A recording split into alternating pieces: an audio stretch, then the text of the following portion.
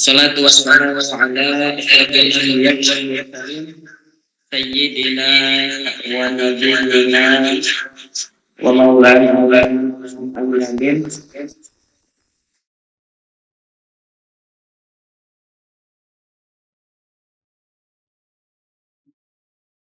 amma ba'du.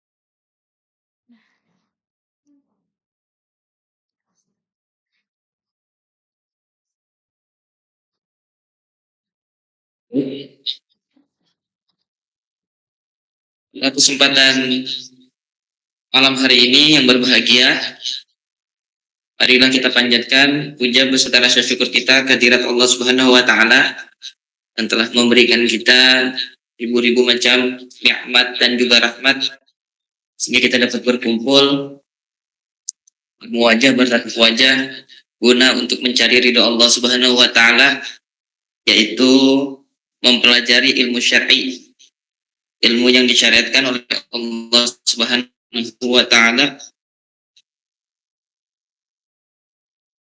sebagaimana ketika Al-Qur'an itu turun, Allah Subhanahu wa taala memerintahkan kita untuk iqra, yang mana bermakna itu membaca. Kata para ulama berkata, mana daripada iqra ialah galihlah sedalam-dalamnya ilmu Allah Subhanahu wa taala untuk beramal dan mengharap ridho Allah Subhanahu wa taala, karena dengannya ilmu seseorang bisa bahagia bukan hanya di dunia maupun di akhirat. Salawat serta salam tak lupa kita panjatkan kehadiran junjungan alam baginda Sayyidina wa Nabiyyina wa Maulana Muhammadin sallallahu alaihi wasallam.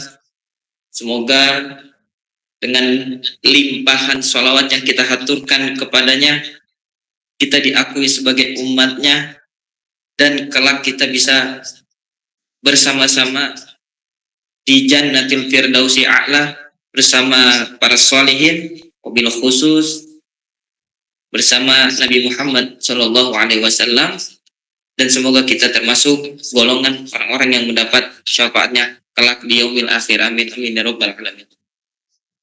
Kesempatan kali ini saya akan membahas kitab yang mana kitab ini sangat menarik, yaitu kitab Ta'limul Muta'allim, yang mana seorang penuntut ilmu itu seyogianya harus membaca kitab ini. Sebab kenapa? Karena di dalamnya itu mengandung tentang syarat atau thariqah kita dalam belajar untuk menggapai kebahagiaan di dunia maupun di akhirat dengan ilmu tersebut.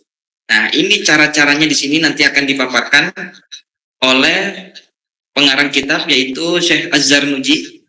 Semoga kita mendapatkan keberkahannya dengan membaca kitab ini. Bismillahirrahmanirrahim. Kita baca bersama-sama.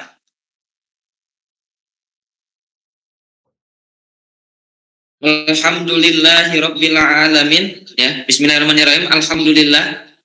Segala puji bagi Allah, ataupun bisa dimanain adapun pujian hanya milik Allah Subhanahu wa taala, karena makna di lam di sini ya, karena makna lam yang ada di lillah itu kelihatan ya, itu maknanya limilki. Jadi pujian itu ialah milik Allah Subhanahu wa ta'ala. Maka dalam menafsirkan kata alhamdulillah, para ulama menafsirkan maknanya pujian yang milik Allah, yang dimaksud ialah ada pujian dari Allah untuk Allah. Jadi disebut dengan al-qadim lil qadim. Pujian Allah memuji zatnya sendiri. Sebagaimana di dalam Al-Quran itu banyak dikatakan innallaha ala kulli syai'in qadir, innallaha ghafurur rahim, innallaha sami'un alim, dan lain sebagainya. Itu hakikatnya di situ Allah Subhanahu wa taala memuji zatnya, karena Allah lah sang pemilik pujian. Tetapi bagaimana kalau ada juga yang disebut al-qadim lil hadis? Allah memuji ciptaannya. Seperti Allah memuji makhluk, yaitu Nabi Muhammad SAW di dalam surat Al-Qalam. Allah menjelaskan, wa innaka la'ala khuluqin azim. Di situ Allah Subhanahu wa taala memuji Nabi Muhammad SAW dengan akhlaknya yang begitu agung. Bahkan Nabi Muhammad SAW dijuluki sebagai Al-Quran yang berjalan. Nah, itu pujian dari Khalik, dari pencipta kepada yang diciptakan. Ada juga pujian dari kita sebagai orang yang diciptakan kepada sang pencipta Allah Subhanahu wa taala, atau disebut dengan al-hadis lil qadim. Pujian dari kita sebagai makhluk kepada sang pencipta. Sebagaimana kita misalkan mengatakan pujian alhamdulillahirabbil alamin dan lain sebagainya, itu pujian dari kita pada sang pencipta, itu Allah Subhanahu wa taala. Dan juga ada pujian al-hadis lil hadis, pujian antara makhluk dan makhluk. Jadi makhluk kepada makhluk, manusia kepada manusia. Ketika seseorang saling memuji, itu hakikatnya sama saja. Seseorang itu memuji yang menciptakan apa yang diciptakan, yaitu Allah Subhanahu wa taala. Ialah yang menciptakan yang diciptakan. Jadi misalkan saya memuji si Fulan ganteng sekali. Maka ketika saya menggunakan kata ganteng sekali, itu hakikatnya kita memuji Allah Subhanahu wa taala yang menciptakan si Fulan sehingga wajahnya bisa menjadi ganteng. Maka hakikatnya semua pujian yang ada di muka bumi ini, hakikatnya itu ialah milik Allah dan kembali kepada Allah Subhanahu wa taala.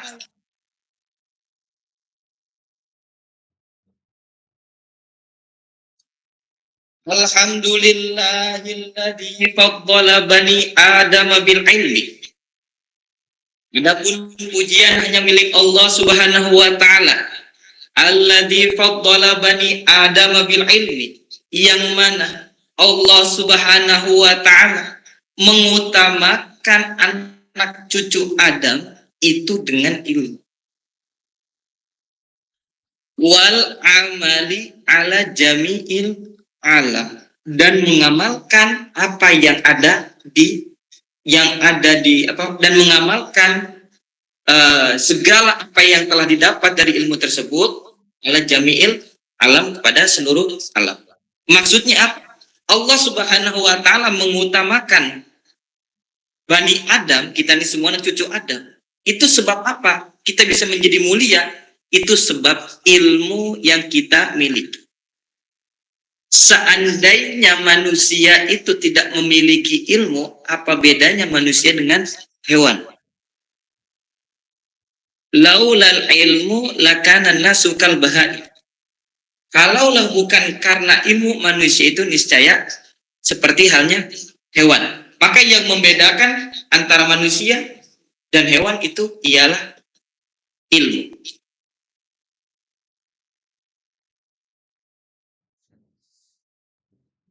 Dan di sini Allah Subhanahu wa taala mengutamakan anak cucu Adam dibanding yang lainnya karena ilmu yang dia dapati.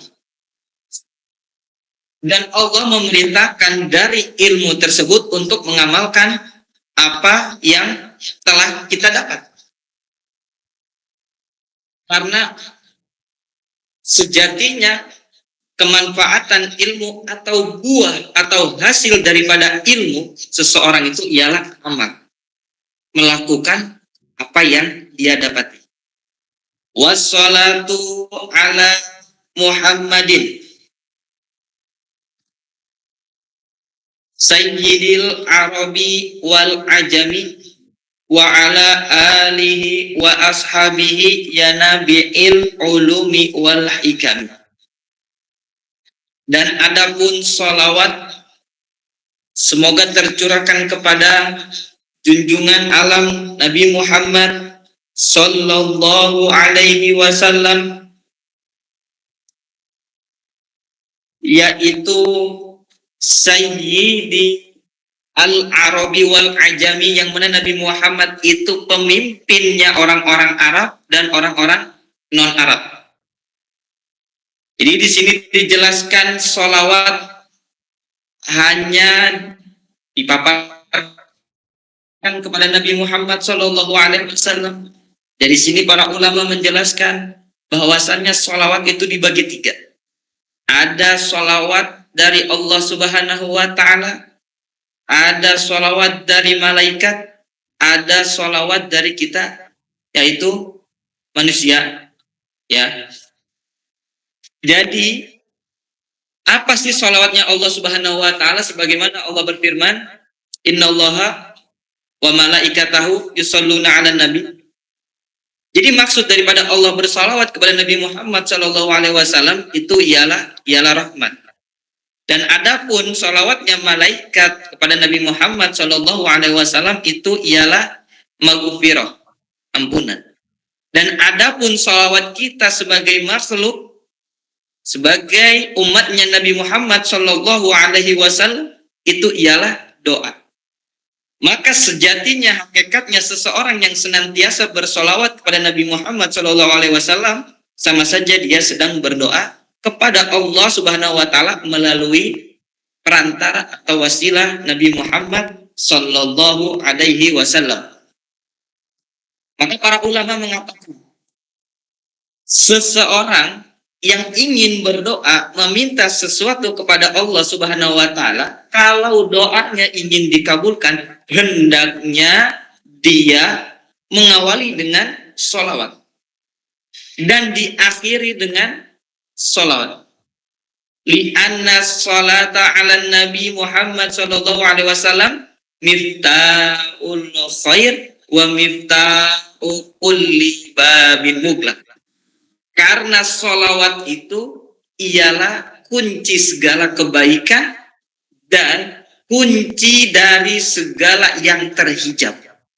Jadi seandainya kita berdoa kepada Allah, doa kita terhijab, tetapi dengan keberkahan bersolawat kepada Nabi Muhammad SAW, itu bisa membuka hijab tersebut. Wa ala alihi wa ashabihi ya nabiil ulumi wal hikami.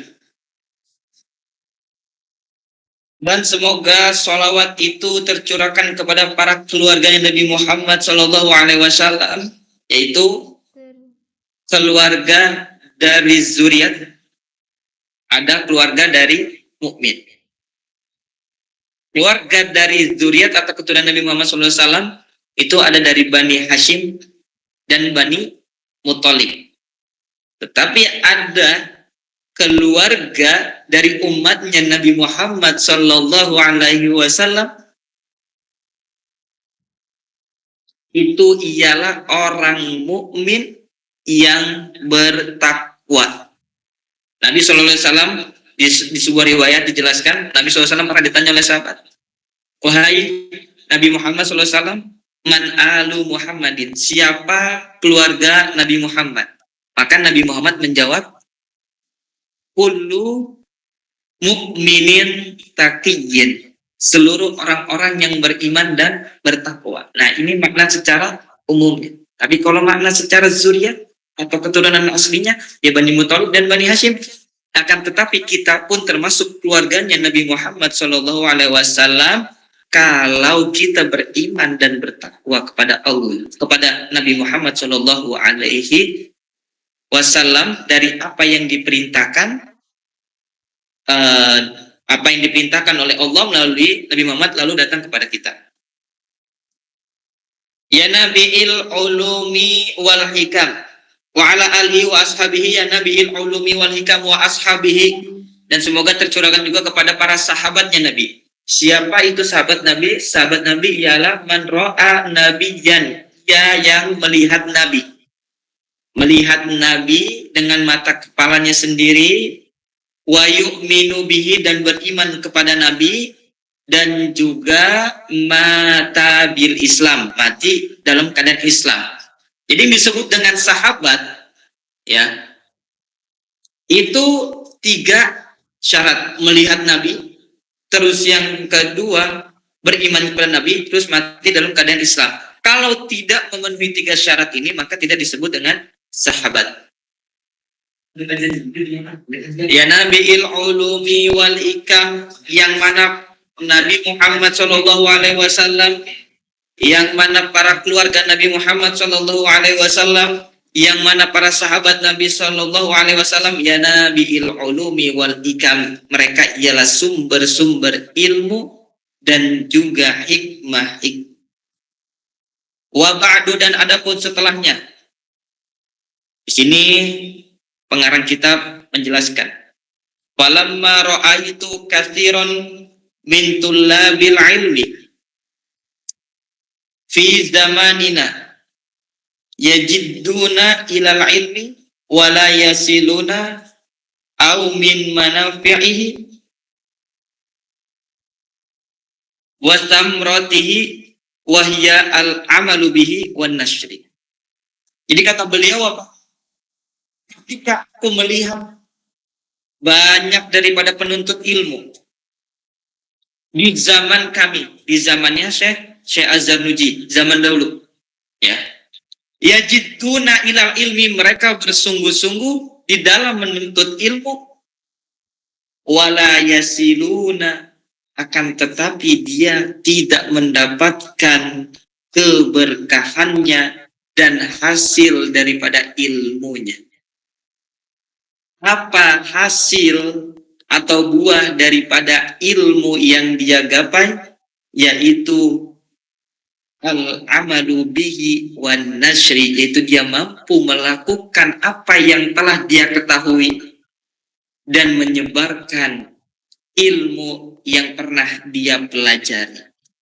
Jadi zaman dahulu pun sudah kejadian hal-hal tersebut. Orang yang belajarnya sampai puluhan tahun, akan tetapi ilmu yang dia pelajari, yang dia dapati tidak bisa membimbing dirinya menuju kebahagiaan di dunia maupun di akhirat. Tidak mampu menjaga dirinya dari seramnya hawa nafsu yang menjerumuskan kita kepada jalan-jalan kemaksiatan. Itu disebabkan karena ilmunya tidak manfaat dan tidak ada buah atau hasil yang dipetik oleh orang tersebut. Nah, kalau ada hal tersebut, pasti ada yang salah di dalam belajarnya. Maka di sini pengarang kitab ingin memaparkan tata cara belajar sehingga kita mampu mengamalkan ilmu yang telah kita dapat. Yuhramuna lima annahum akhta'u tara'iqahu wa taraku syara'itahu. Maka di sini dijelaskan mereka terhijab. Ya. Mereka terhijab maksudnya apa? Terhalang daripada mengamalkan ilmu. Kok berat sekali dia mengamalkan ilmu? Contoh, kita tahu ilmu sholat, tetapi kita berat untuk melaksanakan sholat. Kita tahu fadilah sholat di awal waktu, akan tetapi kita berat untuk melaksanakan sholat di awal waktu. Itu yang disebut dengan orang yang terhalang dari kemanfaatan ilmu itu sendiri. Sebabnya kenapa? Dijelaskan oleh beliau, lima annahum akhta'u tara'iqahu.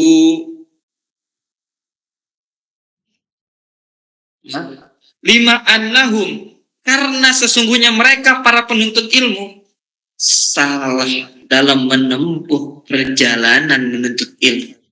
Wa taraku syara'itahu, dan mereka meninggalkan syarat-syarat dalam menuntut ilmu. Apa yang dimaksud dengan akhta'u tara'iqahu? Mereka salah dalam menempuh perjalanan. Misalkan seseorang menuntut ilmu syar'i, ilmu agama, tapi tujuannya hanya untuk mendapatkan pangkat, hanya untuk membangga-banggakan dirinya, hanya untuk mengejar dunia. Jadi dia salah niat, yang seharusnya niat di dalam menuntut ilmu itu dia aplikasikan untuk mencari ridho Allah Subhanahu wa taala, akan tetapi dia malah terjerumus kepada hal-hal yang bersifat duniawi, wa taraku syara'itahu, dan mereka meninggalkan syarat-syarat di dalam menuntut ilmu. Apa itu syarat-syarat menuntut ilmu? Nanti akan dibahas oleh pengarang kita. Wa kullu man akhta'at tariqah dhalla. Maka di sini ada ungkapan. Jadi seseorang yang salah dalam menempuh sebuah perjalanan, maka dia akan tersesat. Sebagaimana contoh seperti halnya orang yang salah di dalam memilih guru, kemungkinan besar dia juga akan tersesat. Ibarat orang yang ingin pergi ke suatu tempat tapi tidak mengetahui maps-nya atau arah menuju ke tempat tersebut, yang ada nyasar. Begitulah menuntut ilmu, harus pintar-pintar dalam memilih guru. Karena potensi seseorang ketika salah memilih guru ialah dolla, mereka akan sesat. Wala yanalul maksuda qalla au jalla. Kata beliau, banyak dahulu orang yang menuntut ilmu tetapi tidak mendapati maksud daripada ilmu itu sendiri. Sedikit ataupun banyak tidak dapat maksud atau tujuan dari dia menuntut ilmu itu sendiri. Itu banyak terjadi di zaman dahulu, apalagi di zaman sekarang. Aradtu wa ahbabtu an ubayyina lahum tariqat ta'allumi. Maka di sini Syekh Zarnuji menjelaskan, maka aku akan memaparkan dan menjelaskan kepada para penuntut ilmu. Nah, kita ini para penuntut ilmu. Lalu ada pertanyaan, dari kapan sampai kapan kita menuntut ilmu? Menuntut ilmu tidak mengenal waktu, batas maupun tempat. Minal mahdi ilal lahdi. Menuntut ilmu itu wajib dari dia buaya ya sampai dia pergi ke liang lahat. Nanti akan menjelaskan. Maka di sini Syekh Zarnuji ingin menjelaskan thariqat ta'allum. Thariqat ta'allum itu ialah sini tata cara belajar. Tata cara belajar yang benar agar kita mendapatkan tujuan daripada belajar tersebut dan mendapatkan keberkahan dan mampu mengamalkan ilmu yang telah kita dapati. Ala ma ra'aitu fil kutubi wa sami'tu min asatidi ulil ilmi wal hikami. Terhadap apa yang telah aku lihat di dalam kitab-kitab, wa sami'tu dan aku dengar min asatidi daripada guru-guruku, ulil ilmi wal hikam, yang mana guru-guruku itu orang-orang yang memiliki ilmu dan juga yang penuh dengan hikmah. Raja ad-du'ai li, sembari berharap, ya pengarang kitab Syekh Zarnuji, minar raghibina fihi al-mukhlasin, daripada orang-orang yang berkeinginan menuntut ilmu dengan benar. Beliau berharap semoga kita mendoakannya. Bil fauzi wal khallasi fi yaumiddin. Semoga beliau mendapatkan kemenangan atau kebahagiaan di hari akhirat kelak ba'da mastakhartu Allah Ta'ala fihi. Jadi beliau mengarang kitab ini, ya, mengarang kitab ini itu didahului dengan istikharah kepada Allah Subhanahu wa Ta'ala. Salat istikharah mengarang, ketika mengarang kitab istikharah, mengarang kitab istikharah. Nah, ulama-ulama terdahulu juga seperti itu. Salat istikharah. Ketika kita kebingungan, juga kita dianjurkan untuk salat istikharah. Lalu selanjutnya,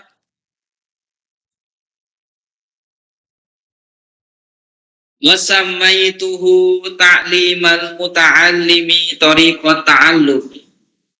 Kata Syekh Zarnuji, dan aku menamai kitab ini yaitu kitab Ta'limul Muta'allim Tariqat Ta'allum, tata cara belajar.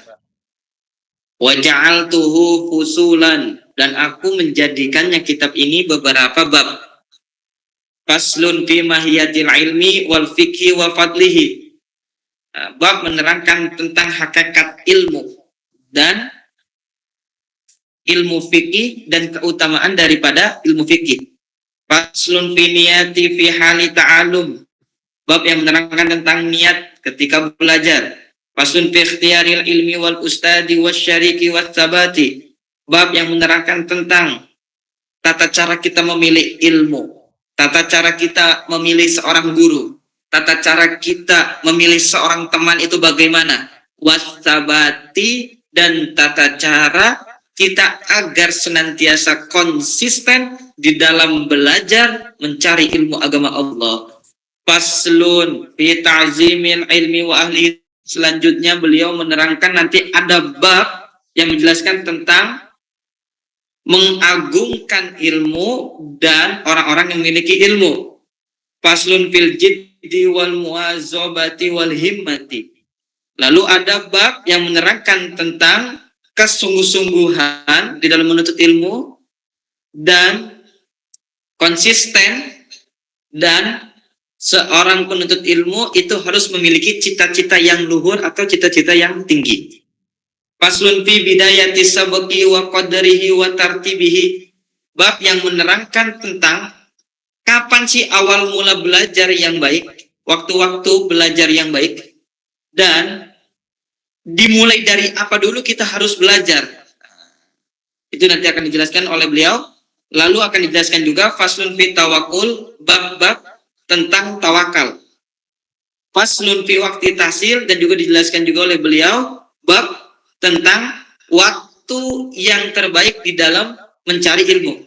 Faslun fi syafaqati wan nasihah, dan beliau akan menjelaskan bab tentang kasih sayang.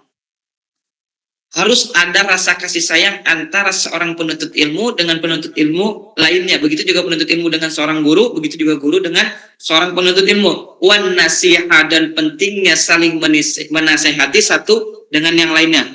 Faslun fil istifadati, pasal yang menerangkan tentang istifadah, mengambil faedah dari siapapun. Lalu ada juga beliau menjelaskan faslun fima yuri sulhib wan nisyan. Pasal yang menerangkan atau bab yang menerangkan tentang hal-hal yang bisa menyebabkan hafalan kita kuat, dan juga bab yang menerangkan tentang hal-hal yang bisa kita membuat cepat terjadinya lupa. Faslun fi ma yajlibu rizqa wa ma yamna'u wa ma yazidu fil umri wa ma yanqusu. Nah, di sini yang menarik, beliau akan memaparkan bab-bab menerangkan tentang hal-hal yang bisa menarik rizki, yang bisa menarik rizki atau mendatangkan rezeki, wa ma yamna'u, dan hal-hal yang bisa mencegah rizki itu datang kepada kita, wa ma yazidu fil umri, dan hal-hal yang bisa membuat umur kita itu bertambah, wa ma yanqusu, dan hal-hal yang bisa membuat umur kita itu berkurang. Wa ma taufiki illa billah, kata beliau, dan tidak ada taufik yang aku dapati kecuali dari pertolongan Allah Subhanahu wa taala. Alaihi tawakkaltu wa ilaihi unibu. Kita masuk kepada pembahasan pertama, ya. Bismillahirrahmanirrahim. Faslun, tadi mukadimah dari pengarang kitab, sekarang pembahasan pertama. Bab pertama, faslun fi mahiyatil ilmi wal fikhi wa fadlihi. Bab menerangkan tentang hakikat ilmu. Hakikat ilmu itu apa sih? Nanti dijelaskan. Apa yang dimaksud dengan ilmu? Apa yang wajib kita pelajari? Nah, itu dijelaskan. Wal fikhi, dan ilmu fikih. Ilmu fikih itu ilmu yang berkaitan dengan hukum-hukum syar'i. Ya, ilmu fikih hukum yang berkaitan dengan hukum-hukum syar'i. Seseorang nggak bisa sholat kalau tidak tahu ilmu fikih dan juga lain sebagainya. Wafadlihi dan keutamaan ilmu fikih itu sendiri apa sih? Qala Rasulullah sallallahu ta'ala alaihi wasallam, talabul ilmi fariidatun ala kulli muslimin wa muslimatin. Beliau mengawali dengan hadis Nabi sallallahu alaihi wasallam, talabul ilmi fariidatun. Menuntut ilmu itu hukumnya fariidah. Jadi kalau kita berbicara tentang fariidah itu dibagi menjadi dua. Ya. Jadi fariidah itu wajib. Kalau arti bahasa Indonesianya itu ialah wajib. Jadi menuntut ilmu itu wajib bagi seorang muslim, baik perempuan maupun laki-laki. Lalu di sini kategorinya wajibnya itu wajib dalam hal apa? Di sini saya jelaskan. Fariidah ya, itu dibagi menjadi dua.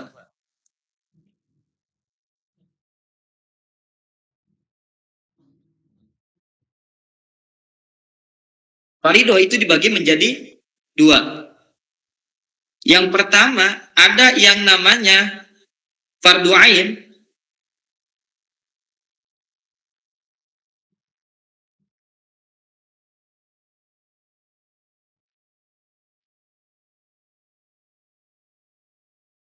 Yang kedua, ada yang namanya fardu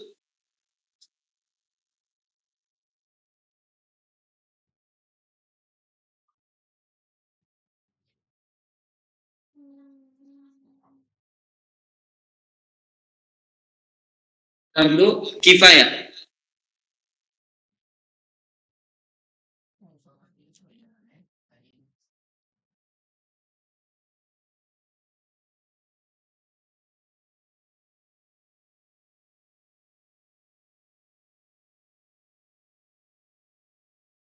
Apa sih perbedaan antara fardu ain dan fardu kifayah?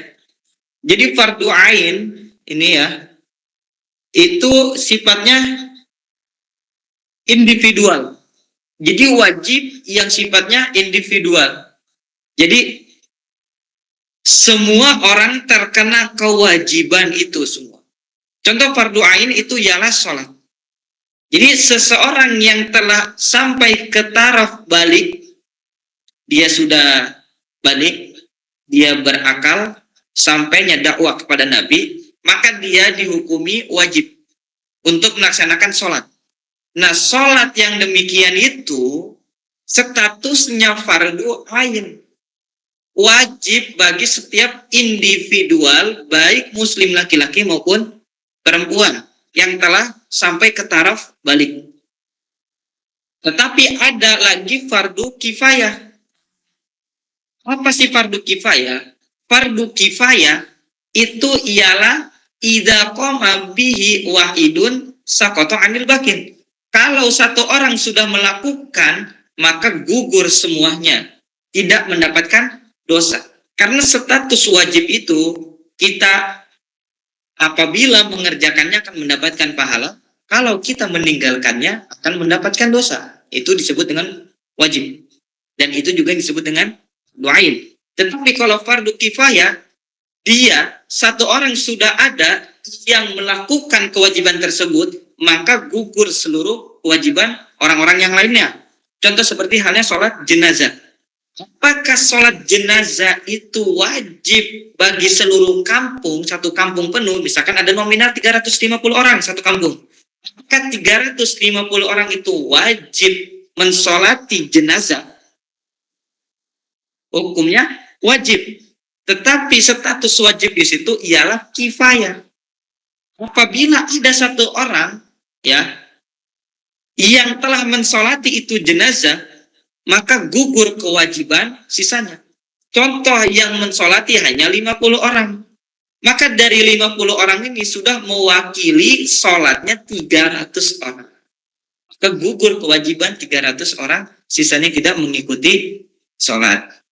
Lalu makna daripada kewajiban menuntut ilmu itu apakah fardu kifayah atau fardu ain?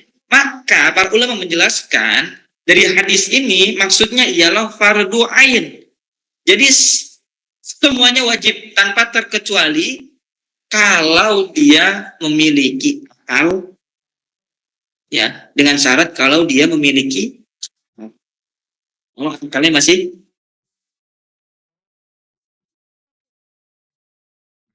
Ya'lam. Kita lanjut. Bi annahu la yuftaradu ala kulli muslimin wa muslimatin wala kulli ilmin. Lalu apakah ketika kita diwajibkan menuntut ilmu, itu kita wajib menuntut ilmu semuanya yang ada di muka bumi ini? Contoh seperti halnya geografi, kimia, fikih, tafsir, hadis, akidah, terus matematika, kedokteran, terus arsitektur, dan lain sebagainya. Apakah wajib semuanya kita dapatin? Maka jawabannya tidak. Akan tetapi yang diwajibkan bagi seorang muslim itu ialah bal yuftaradu alaihi talabu ilmil hal. Maka yang wajib itu di sini ialah ilmu hal. Yang wajib di sini tuh ialah ilmu hal.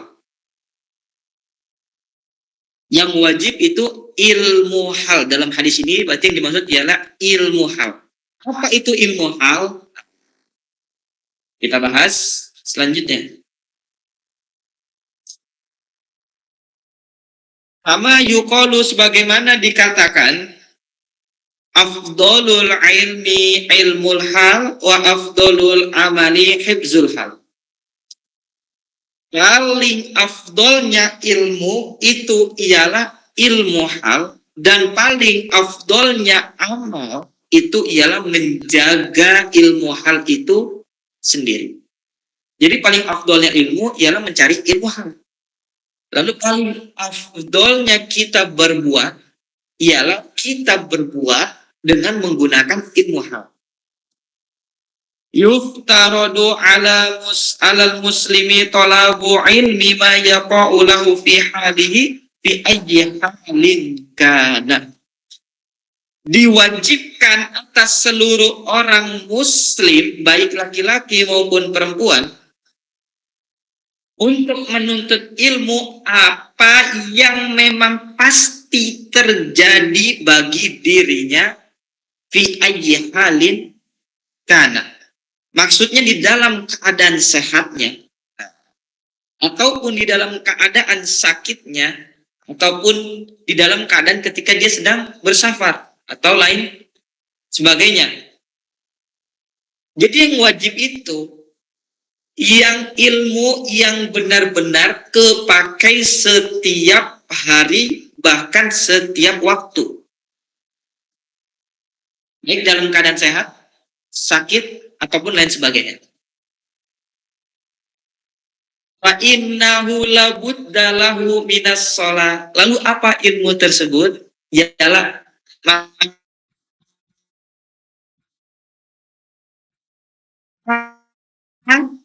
ilmu tersebut itu ialah ilmu sholat. Ilmu sholat. Karena ilmu sholat itu pasti kepada. Nggak mungkin nggak tepat. Itu dijelaskan. Al-amalu bainal qabul warad. Setiap yang kita lakukan, ibadah yang kita lakukan kepada Allah Subhanahu wa Ta'ala, itu antara diterima ataupun ditolak. Yang diterima itu yang bagaimana? Yang diterima ialah orang yang beribadah kepada Allah dengan menggunakan ilmu. Yang tidak diterima yang bagaimana? Yang tidak diterima ialah orang yang beribadah kepada Allah tanpa menggunakan ilmu. Itu. Maka ada sebuah makalah, la ta'mal atau la tatakallam qabla an tata'allam. Janganlah kamu melakukan segala sesuatu kecuali engkau telah mempelajarinya. Kalau tiba-tiba orang melakukan sesuatu tanpa belajar, maka yang timbul orang tersebut ialah orang yang sok tahu. Bisa jadi nanti yang ada malah ngasal. Dan janganlah seseorang itu berbicara kecuali dia telah mempelajarinya. Karena banyak orang yang berbicara sebelum mempelajari. Yang ada ucapannya malah ngasal ataupun menyesatkan dan lain sebagainya. Maka belajar dulu paling penting. Ibadah sholat, ibadah yang setiap waktu sehat dia wajib melakukannya. Yang sakit pun dia wajib melakukannya. Yang sedang berpergian dia pun wajib melakukannya. Maka di situ yang paling utama melakukan mempelajari ilmu tentang sholat. Nah, ilmu sholat disebut dengan ilmu hal. Sholat kita sudah benar? Itu pertanyaan. Fayuftaradu alaihi ilmu ma yaqa'u lahu fi sholatihi biqadri ma yu'addi bihi fardus sholati. Maka diwajibkan bagi seorang muslim atau muslimah mempelajari ilmu apa yang terjadi di dalam sholat sekadar dia mampu melaksanakan kewajiban sholat tersebut. Nah, itu. Jadi apakah kita dipelajari ilmu sholat itu secara detail? Jawabannya tidak. Tetapi yang wajib secara syar'i, ya, secara aturan, itu kita diwajibkan mempelajari ilmu sholat sekedar kita itu sudah mampu melaksanakan sholat. Mulai dari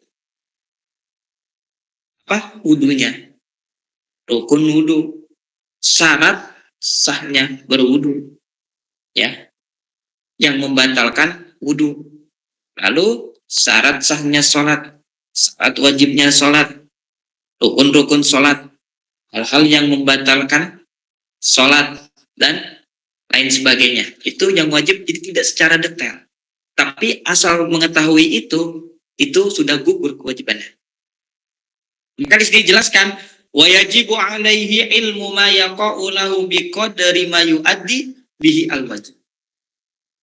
Jadi seseorang itu wajib mencari ilmu yang mana ilmu tersebut digunakan kepada sebuah perbuatan yang bersifat wajib.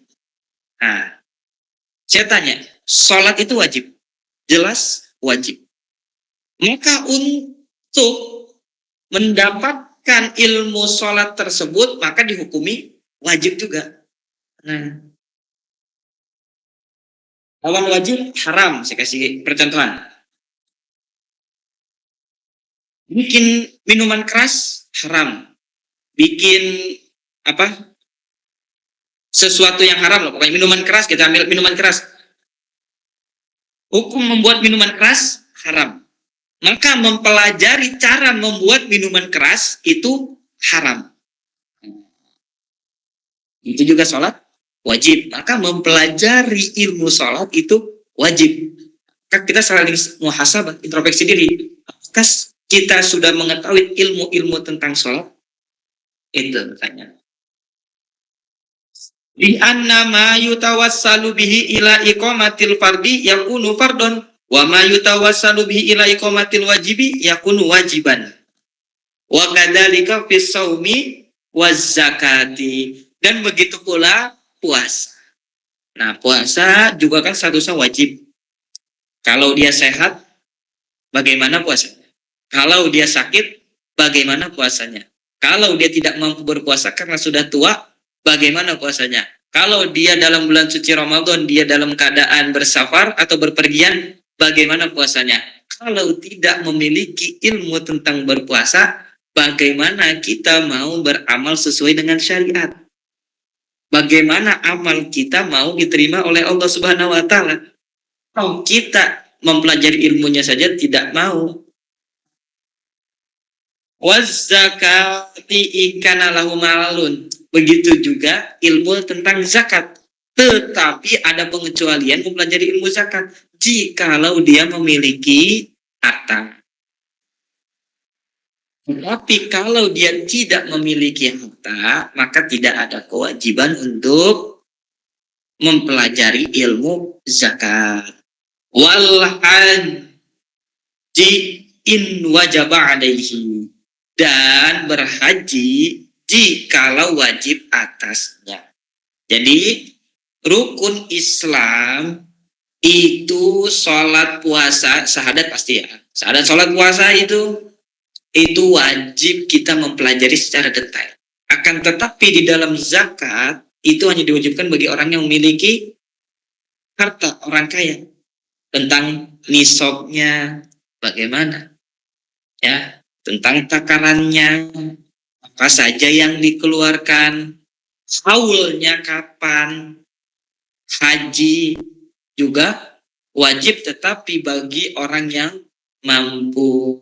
In wajaba alaihi au inistata'a alaihi fisabil. Dia yang wajib haji, orang yang kaya memiliki bekal di dalam perjalanan dan bekal hidupnya di sana. Wa kadzalika fil buyu. Loh, timbul pertanyaan. Berarti yang wajib cuman yang ada di rukun Islam doang? Oh, enggak.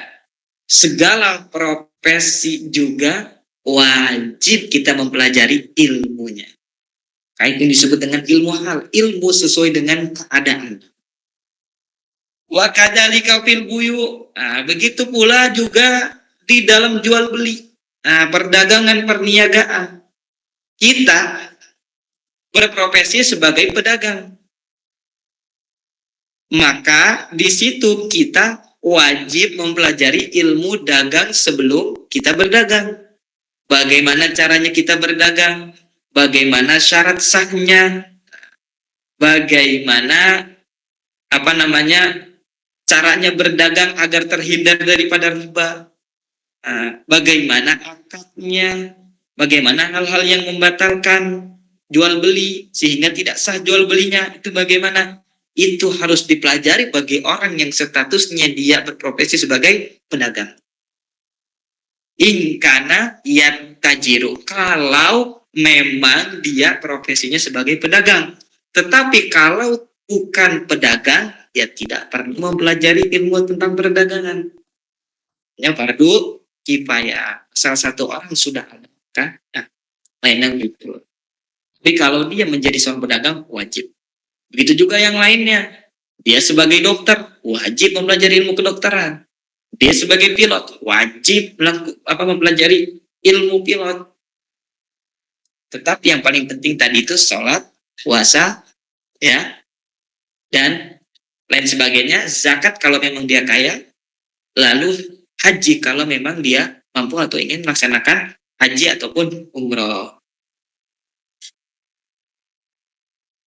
Ila li Muhammad ibn al-Hasan rahimahullahu ta'ala Allah tusannifa kitaban fi zuhdi.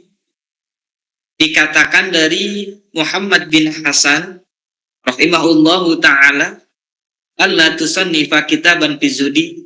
Apakah engkau tidak mengarang satu kitab tentang zuhud? Apa itu zuhud? Zuhud itu, karena banyak orang salah kaprah.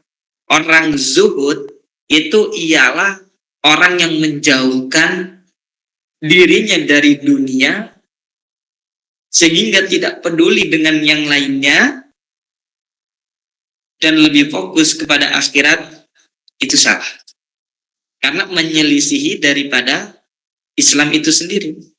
Karena Islam itu sendiri mengajarkan kita untuk senantiasa bersosialisasi atau bermuamalat, berinteraksi satu dengan yang lainnya.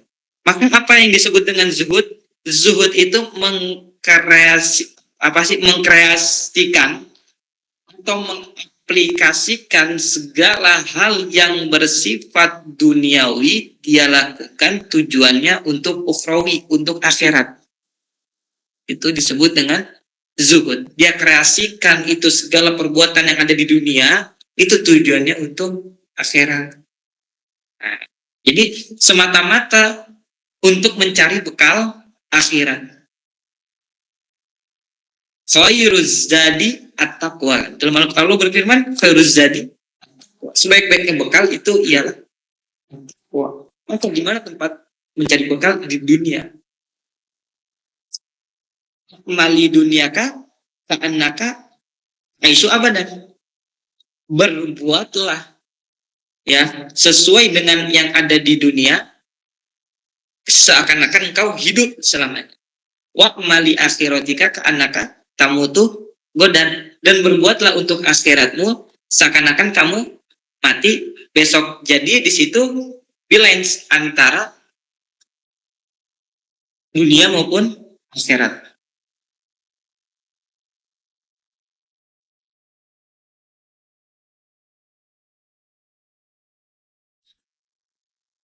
Sedikit lagi ya, titik nih. Qala sanaftu kitaban fil buyu'. Maka beliau berkata, Syekh Muhammad bin Hasan, aku mengarang satu kitab tentang jual beli. Yakni az-zahidu man yataharrazu anis syubhati wal makruhati fit tijarat. Nah, az-zahid, adapun orang yang zuhud itu apa sih definisinya? Orang yang zuhud itu ialah orang yang menjauhkan dari perkara-perkara yang syubhat, perkara-perkara yang tidak jelas antara kehalalannya atau keharamannya, wal makruhati, dan perkara-perkara yang bersifat makruh, yang tidak disukai itu dijauhkan. Fit tijarati, di dalam hal jual beli. Jual beli itu kalau kita lihat itu dunia, mencari uang. Tetapi dari duniawi itu bisa kita kreasikan menjadi ukhrawi, perkara akhirat, ketika tujuan kita mencari ridho Allah dan kita menjauhi segala larangannya yang haram, riba maupun yang syubhat yang tidak disukai oleh Allah Subhanahu wa taala, maka orang tersebut dikatakan zuhud menurut Syekh Muhammad bin Hasan rahimahullahu taala. Wa kadzalika yajibu fi sa'iril muamalati wal hirafi, dan begitu pula wajib di seluruh perkara yang bersifat muamalat wal hirafi, dan profesi apapun. Baik profesi sebagai tadi yang saya jelaskan, sebagai guru, ia harus tahu tata cara menjadi seorang guru, pelajari ilmu tentang guru. Menjadi seorang pilot, polisi, cari tahu ilmunya tentang kepolisian dan tentang kepilotan dan lain sebagainya. Itu hukumnya wajib. Wa kullu man ishtaghala bi syai'in minha yuftaradu 'alaihi ilmu taharruzi 'anil harumi fihi. Dan di sini yang paling penting. Dan setiap orang yang bergelut atau sibuk dengan sesuatu profesinya, maka diwajibkan, bahkan wajib atas orang tersebut mengetahui ilmu tentang bagaimana caranya orang tersebut tidak terjerumus kepada sebuah keharaman.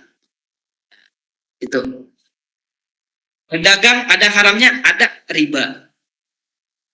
Ya. Lain-lainnya juga. Sampai dia meninggalkan sholat, lebih mengutamakan profesinya, haram. Maka orang tersebut harus mengetahui ilmunya, terutama agar dia bisa menjauhkan dari perkara-perkara yang haram. Wa kadzalika yuftaradu 'alaihi ilmu ahwalil qalbi minat tawakkul. Dan begitu pula di sisi lain kita mengetahui hukum ya, ketika kita berprofesi atau menjadi seorang apapun, kita juga diwajibkan mengetahui ilmu-ilmu tentang hati, yaitu contohnya seperti ilmu tawakal, berpasrah diri kepada Allah Subhanahu wa taala. Setelah ikhtiar ada yang namanya tawakal, kita serahkan semuanya hasilnya. Ini semua tidak terlepas dari takdir Allah Subhanahu wa taala. Itu penuh dengan ilmu agar tidak terjadi ketika kita berjualan, dagangan kita tidak laku, kita mengatakan Allah tidak adil. Itu bukan Allah yang tidak adil, tapi terkadang hati ini belum mengetahui apa hakikat yang Allah berikan kepada kita. Itu perlu dipelajari ilmu hati. atau bisa dikatakan sebagai ilmu tazkiyatun nafsi atau ilmu tasawuf.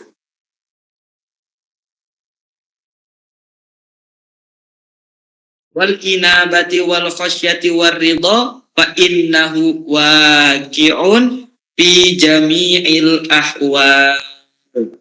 Dan ilmu